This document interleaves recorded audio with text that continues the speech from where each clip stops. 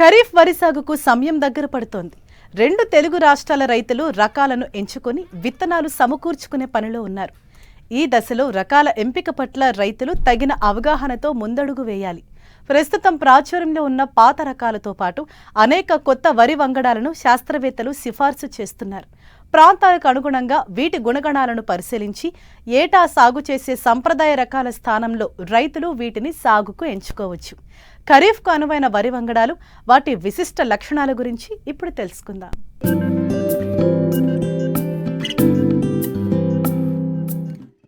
వరి సాగు చేసే ప్రాంతాల్లో ఆయా కాలమాన పరిస్థితులు, వాతావరణం, భూములను బట్టి శాస్త్రవేత్తలు ప్రాంతాల వారీగా అనేక వరి వంగడాలను రూపొందించారు.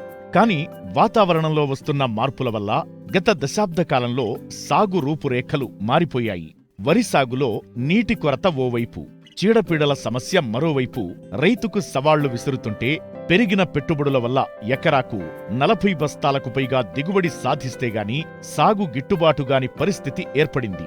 తెలంగాణ రాష్ట్రంలో సుమారు వరి సాగు విస్తీర్ణం 24 లక్షల ఎకరాలు. అన్ని జిల్లాల్లోనూ కాలువల కింద, బోరుబావుల కింద అధికంగా వరి సాగు చేస్తూ ఉంటారు.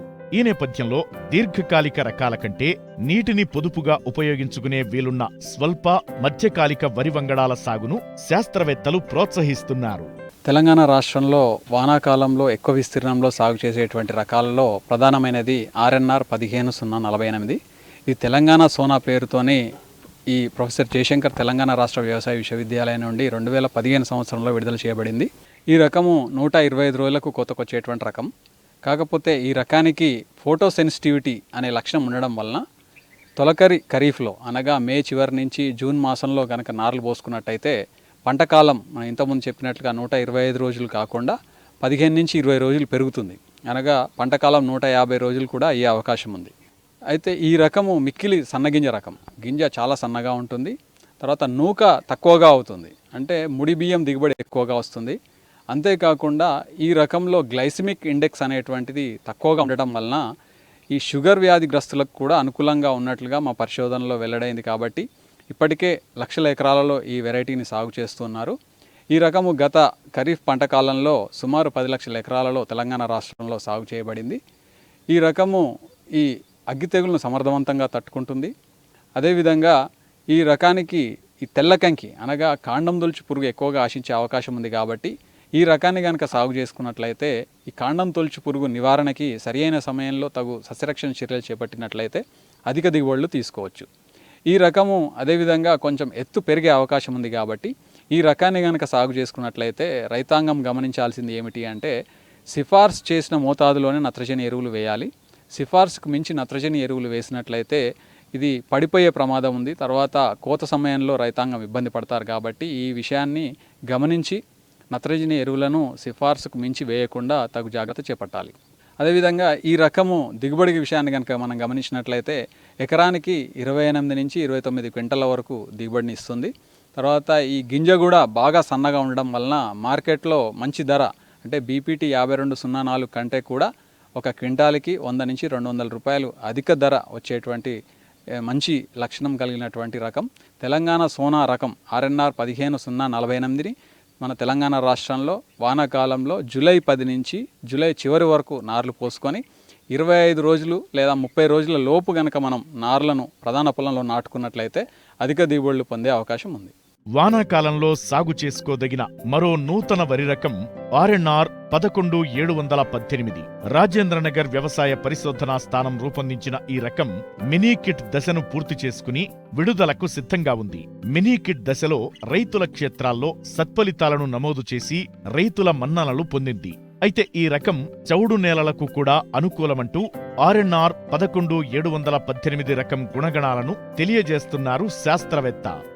తెలంగాణ రాష్ట్రంలో వానాకాలంలో సాగు చేసుకోవడానికి అనువైనటువంటి మరొక రకము ఆర్ఎన్ఆర్ 11718.